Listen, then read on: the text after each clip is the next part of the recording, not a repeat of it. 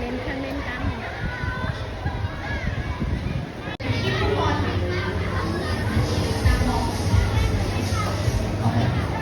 เดี๋ยวค่อยมาเล่นนะเพราะว่าตรงนี้มันตรงทางออกเราก็ไปเจาะลึกข้างในก่อนเนาะ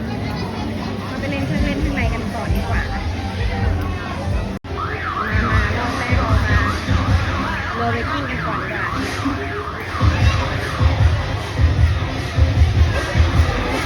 กว่าจะได้กระเป๋าเปิดเช็คให้เรียบร้อยนะครับอย่าลืมนะครับไปดูโซ่บายแล้วเราได้ขึ้นมาลองแผนแล้วซึ่งเราจะโอ้โหการเป็นเด็กค่ะ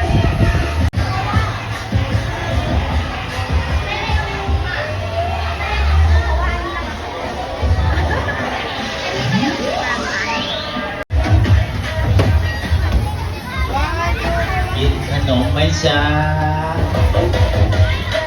กินแล้วครับพี่ แกจะเอาตรงไหนเอาตรงกลางก็ได้ไหม